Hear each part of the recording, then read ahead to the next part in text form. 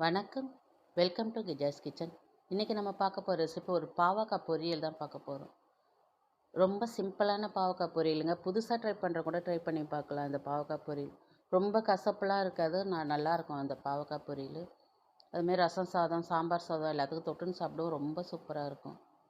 இப்போ இந்த ரெசிபி எப்படி செய்யலான்னு பார்க்கலாம் வாங்க. வீடியோக்குள்ளே போகிறது முன்னாடி நம்ம சேனலை ஃபஸ்ட் டைம் பார்க்குறவங்க தான் சப்ஸ்கிரைப் பண்ணிவிட்டு பக்கத்தில் இருக்க பெல் பட்டன் அழுத்திட்டு பாருங்கள். அப்போ தான் நான் போகிற வீடியோ உங்களுக்கு வரும். வாங்க வீடியோக்குள்ளே போகலாம். பாருங்கள், நான் ஒரு 1/4 கிலோ அளவு பாவக்காய் எடுத்து இந்த மாதிரி கட் பண்ணி வச்சுருக்கேன். உங்களுக்கு எந்த சைஸ் வேணுமோ கட் பண்ணிக்கோங்க. நான் இந்த சைஸில் கட் பண்ணியிருக்கேன்.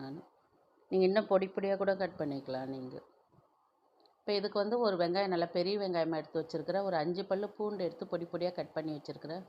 கொஞ்சம் கருவேப்பிலை, ஒரு தக்காளி எடுத்து நல்லா கொஞ்சம் பெரிய தக்காளியாக எடுத்து கட் பண்ணி எடுத்து வச்சுருக்கேன். புளி ஒரு சின்ன நெல்லிக்காய் சைஸில் புளி ஊற வச்சுருக்கிறேன். இப்போ ஸ்டவ்வில் ஒரு கடாயை வச்சு கடாயை நல்லா காஞ்சதும் எண்ணெய் ஒரு 3-4 ஸ்பூன் கூட ஊற்றிங்க. கொஞ்சம் எண்ணெய் கூட இருந்தால் நல்லாயிருக்கும் அவங்க பாவக்காய் வறுவலுக்கு. இப்போ இதில் ஒரு 1/2 ஸ்பூன் கடுகு, 1/2 ஸ்பூன் ஜீரகம் போட்டுக்கலாம். இப்போ கடுகு ஜீரகம் நல்லா பொரியட்டும். கடுகு ஜீரகம் பொரிஞ்சோடனே நம்ம கட் பண்ணி வச்சுருக்க பூண்டு, கருவேப்பிலை எடுத்து போட்டு நல்லா பொரிச்சிக்கலாம்.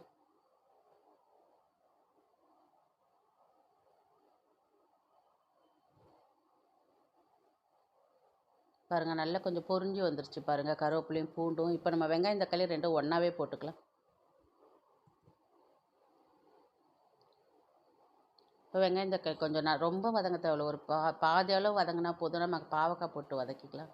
பாவக்காய் நல்லா வதங்குது பாருங்கள். அப்போ வெங்காயம் தக்காளி நல்லா வதங்கிடும் உங்களுக்கு.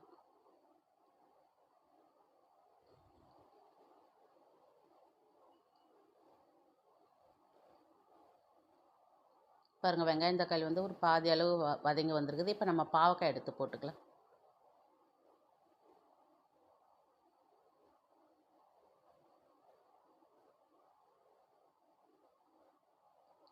இப்போ பாவக்காய் போட்டு நல்லா வதக்கணுங்க. நல்லா இந்த பாவக்காய் சுருங்கி வருது பாருங்களேன், அது வரைக்கும் வதக்கணும் நல்லா. அந்த மாதிரி வதங்குச்சுன்னா உங்களுக்கு கசப்பு ரொம்ப இருக்காது, டேஸ்ட்டாகவும் இருக்கும் உங்களுக்கு நல்லா. இப்போ பாவக்காய் நல்லா வதங்கி வரட்டும். பாருங்கள், நல்லா வதங்கி வந்திருக்கு பாருங்கள். நல்லா பாவக்காய் அப்படியே சுருங்கி வதங்கி வந்திருக்கு பாருங்கள். இந்த மாதிரி வதங்கணும். அப்போ தான் பாவக்காய் ரொம்ப கசப்பு இல்லாமல் இருக்கும்.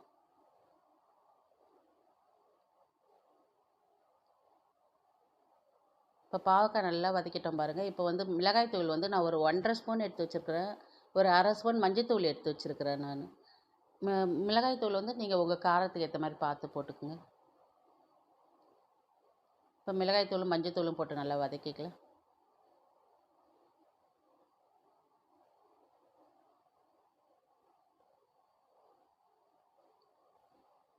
இப்போ நல்லா வதங்கி வந்திருக்கு பாருங்கள் மிளகாய்த்தூள்லாம்.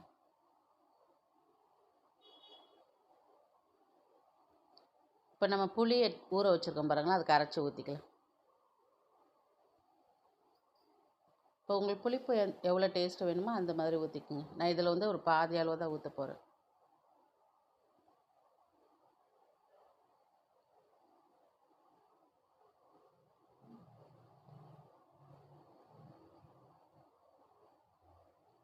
இப்போ தண்ணி ஒரு 1/2 டம்ளர் அளவு ஊற்றிக்கலாம். இப்போ பாவக்காய் வேகணும் பாருங்களேன், அதனால் ஒரு 1/2 டம்ளர் அளவு தண்ணி ஊற்றிக்கலாம். இப்போ புளி தண்ணி கொஞ்சம் ஊற்றிருக்கோம், கொஞ்சம் தண்ணியும் 1/2 டம்ளர் அளவு ஊற்றிக்கலாம்.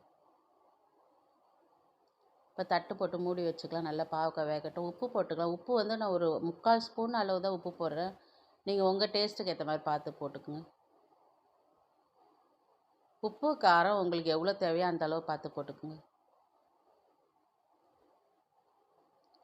பாவக்காய் நல்லா சிம்மில் வச்சுருங்க. ஸ்டவ்வை நல்லா சிம்மில் வச்சுட்டு பாவக்காய் நிதானமாக வேக வைங்க. எவ்வளோ அளவுக்கு வேகுதோ, நல்லா சுருங்கி வெந்து வருதோ அந்த அளவு நல்லா பாவக்காய் டேஸ்ட் இருக்கும், கசப்பு இருக்காது உங்களுக்கு.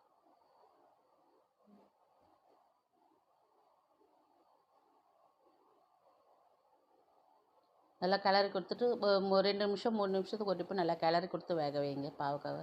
பாருங்கள், நல்லா வெந்து வந்துருச்சு பாருங்கள். பாவக்காய் நல்லா இது சுருங்கி நல்லா வெந்து இருக்கு பாருங்கள். இந்த மாதிரி வெந்தால் தான் உங்களுக்கு பாவக்காய் நல்லாயிருக்கும் உங்களுக்கு.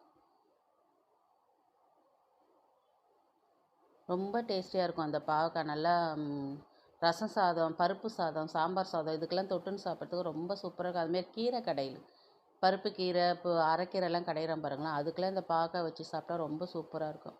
நான் இன்றைக்கி கீரை தான் கடைஞ்சிருக்கேன். கீரைக்கு வந்து பாவக்காய் வச்சுருக்கேன் நான். நீங்கள் வந்து கொஞ்சம் வெல்லம் கூட ஒரு ஸ்பூன் போட்டுங்க. நான் வெல்லம் போட மாட்டேன் நான். எனக்கு வந்து அந்த கசப்பு டேஸ்ட்டு கொஞ்சம் இருக்கணும் எனக்கு. அதனால் நான் வந்து வெல்லம் போட மாட்டேன் நான். நீங்கள் வெல்லம் வேணால் ஒரு ஸ்பூன் 1½ ஸ்பூன் அளவு கூட போட்டுக்குங்க. உங்களுக்கு எவ்வளோ தேவையோ போட்டுக்குங்க. பாவக்காய் ரெடி ஆகிடுச்சு. நான் இந்த பாவக்காய்க்கு அரைக்கீரை நல்லா புளி போட்டு கடைஞ்சி எடுத்து வச்சுருக்கிறேன்.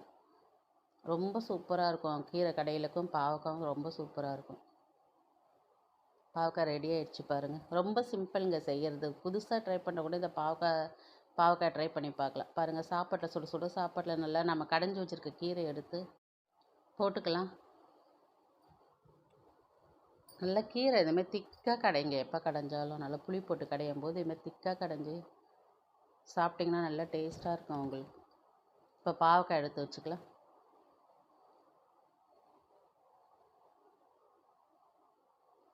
ரொம்ப சூப்பராக இருக்கும் பாவக்காய். இந்த மாதிரி செய்து பாருங்கள். ரொம்ப கசப்பு இருக்காது.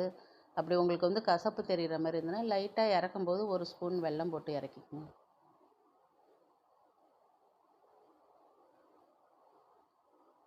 ரொம்ப டேஸ்டியாக இருக்கும். இந்தமாரி செய்து பாருங்கள்.